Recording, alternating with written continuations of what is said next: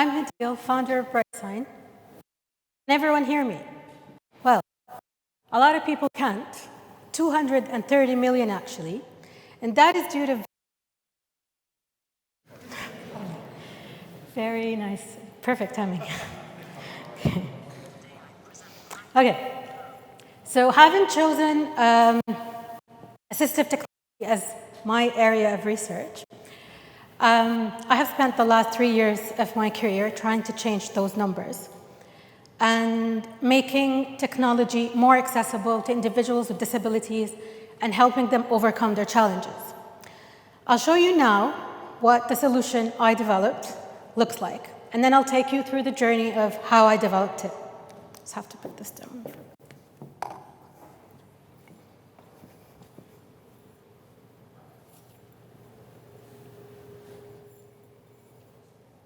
This glove translates sign language into speech to help people who cannot speak. Yeah.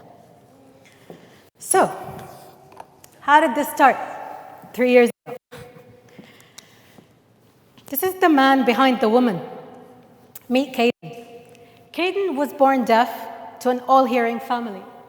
His mom contacted me in my early career as a researcher, asking me, what is available to help her son communicate? Did a bit of research, looked at the numbers, and I realized that Caden obviously is not alone, and there's 230 million people around the world who cannot talk due to various disabilities. 70 million of them rely on sign language as their primary language, and therefore can only communicate with their direct circles of family and friends, who normally act as their translators in public. Only 2% have access to assistive technology that they need to communicate. So I looked at the problems. Why is there only 2% globally of the people have access to technology?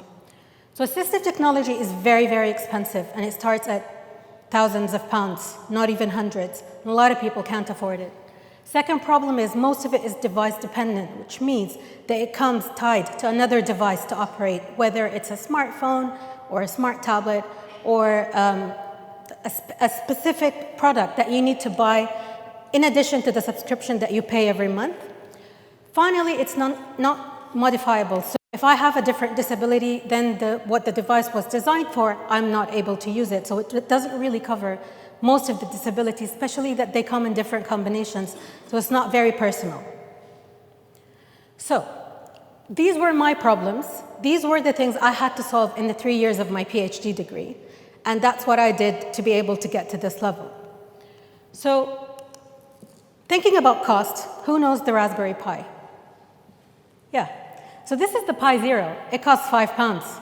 It's the cheapest computer I can find that can read the kind of signals I needed from the sensors. So I couldn't get any cheaper than that, obviously. And then I put together a circuit of flex sensors, which is the sensors inside of this glove. So flex sensors are sensors that measure how much your fingers are flexed and bent. So if this is 0, this is 100, for instance. And if I want to make the sign for I love you, what would the formula be? It'll be if sensor 1 and 2 and 5 equals to 100. Sensor, 3 and 4 is 0, then please output the word I love you. But signs are not static, they're dynamic. So I need another piece of sensor over here on my wrist or in my palm. And that is a gyroscope or an accelerometer, which all of us have in our phones. And that tells the computer where my hand is in 3D space, where my sign starts and where it ends.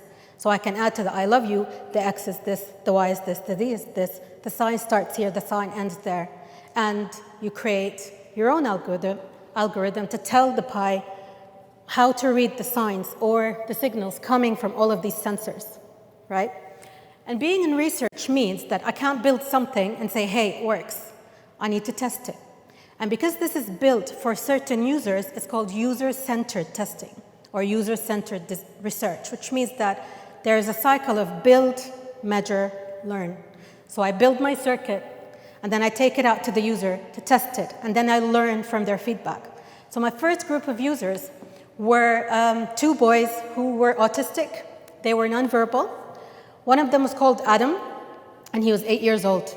He used a sign language library called Makaton, which is sort of like action words. So hungry, happy, tired, sad. And we made this nice glove for him with Spider-Man, patterns to make it a little bit more child-friendly. And we programmed the gloves to his signs. So Adam puts it on and then refuses to take it off. He eats with it, he plays with it, he paints with it, he washes his hands with it. And that taught me, as a designer, a lot of things. It meant that the glove was talking all the time. It meant that it ran out of battery really, really quickly. It meant that there's water that came on it, there's dirt that came on it from his food. So how am I going to solve these problems from a software, hardware, and design textile problem? So basically, I added a button, just like you saw, that tells the glove when I'm signing, when I'm not signing. So otherwise, it's on sleep mode. If I'm not pressing that button, that means don't listen. Don't open up your receptors to sensors, stay asleep, and that saves battery power as well.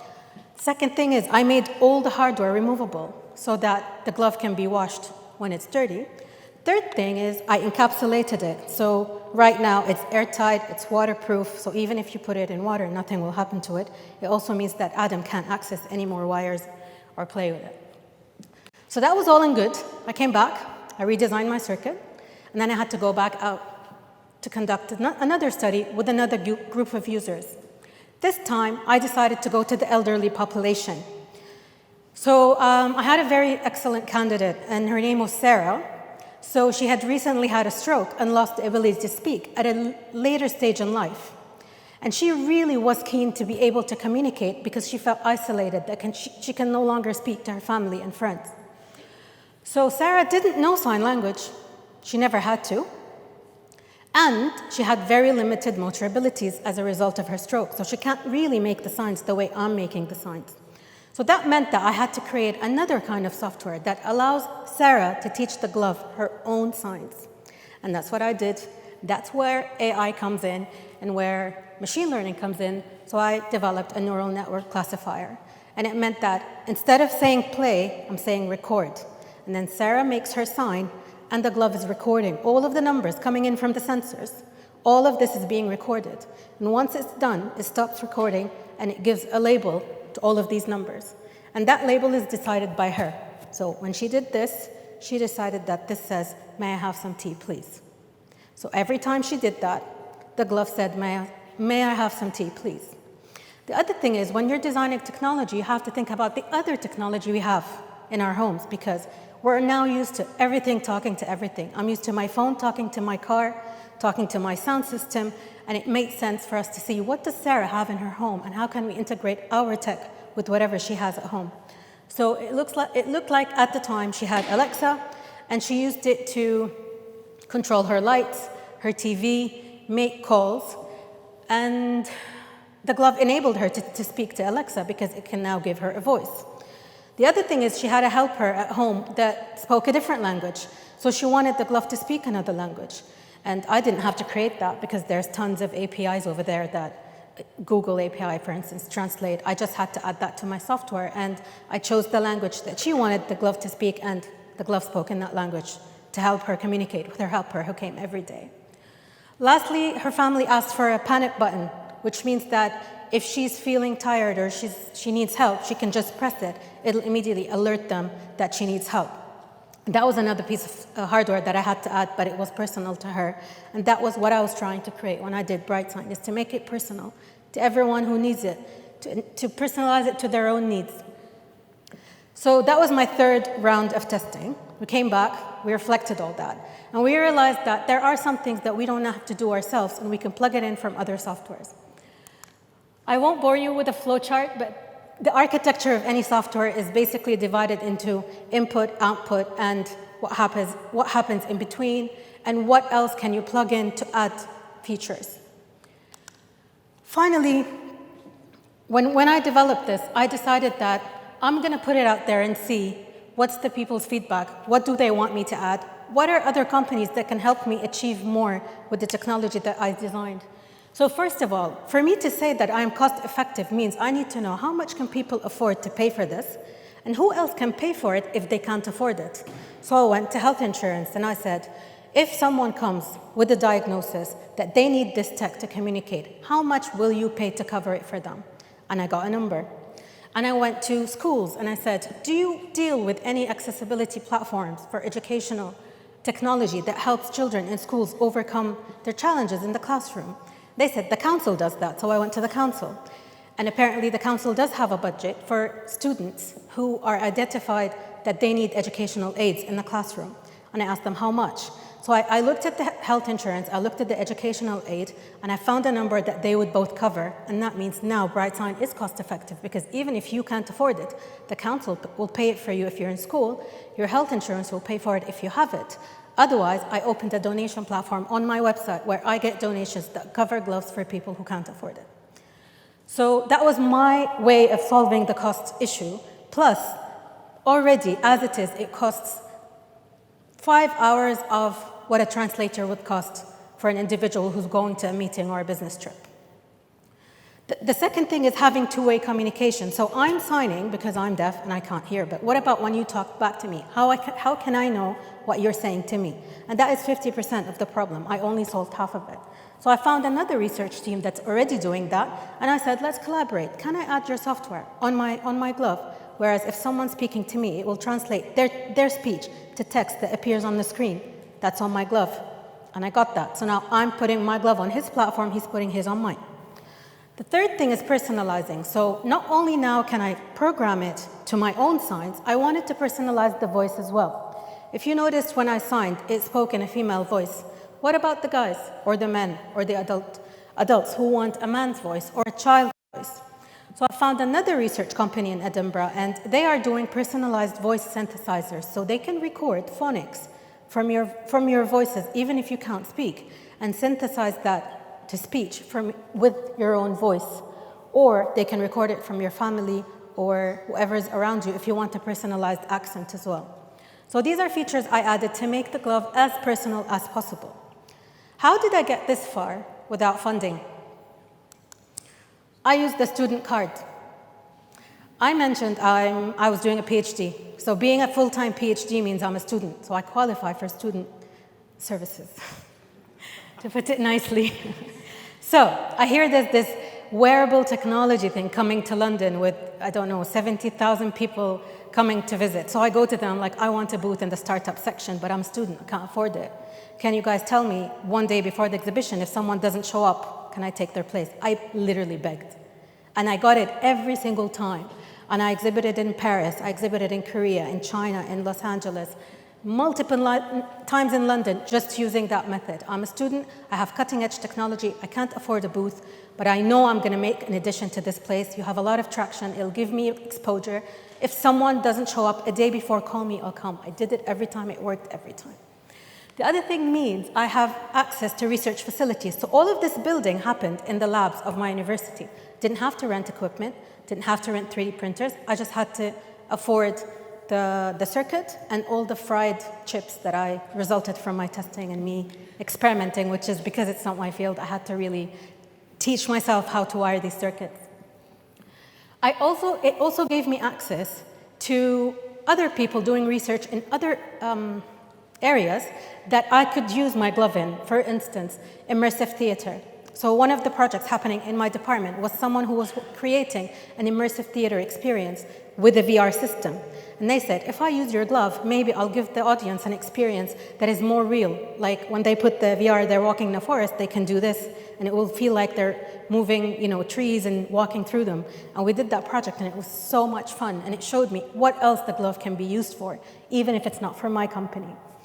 Another research team were doing CPR training using VR, and they needed feedback from the hands to know when the compressions were happening, and they used my gloves, and it worked well for them. Another project I'm very happy about, and I just delivered the gloves yesterday actually, was music gloves. So Christmas is coming. A lot of children take part in musicals, and there were 5 children in a musical in a mainstream school that wanted to take part, and they couldn't. So I've been in a recording studio the last week recording Jingle Bell and making all the signs for Jingle Bell. And we'll see, they're getting the gloves next week, and I'm waiting for their feedback. Another free marketing tool is media. So I apply to a lot of awards, and I get most of them. But I don't apply to win. I apply to win to get media exposure so that the media follows me, and they chase me and feature me on their platforms. So the One Show was a perfect example of something that came to my doorstep. They called me, they're like, we have two minutes of airtime, do you want it? I went there, I demoed the glove. There were 6 million viewers, I think, tuned in that day. And I got a pre-order list of 400 gloves. And that funded me. I didn't need to ask anybody for money. I just had to show people where I am, what I'm doing, by taking part in exhibitions and winning awards. So people would hear about me, and then everything kind of just fell in place. The media also loves good stories. And when I didn't tell my story, but basically I come from a design background. And I used to love design softwares, and I was frustrated that the softwares didn't let me do the designs I wanted. And then I realized it's about time that design softwares are written by designers, not computer scientists, so I learned coding at the age of 30. I taught myself programming, I got a degree in it eventually, and then when I decided to go into assistive technology, I had to teach myself how to wire circuits. And then, everything kind of was a domino effect at the end, but I did change my major 3 times. I did end up having also to learn about business because I set up my own company, so I had to get some business training. I had to sew these gloves for the first time sitting at a sewing machine. These are tiny little skills that kind of complemented what I already have to be able to do this. But what I'm trying to say is it's okay to change directions. Even if you've already accomplished a degree, decided to add another degree to complement your skills, you can do that. Especially programming and innovation and technology, you can integrate it with any field. You can integrate it with the medical field, with the music field, with the acting, with drama, with production. It's already being used in all of that, so it will just add to your skills.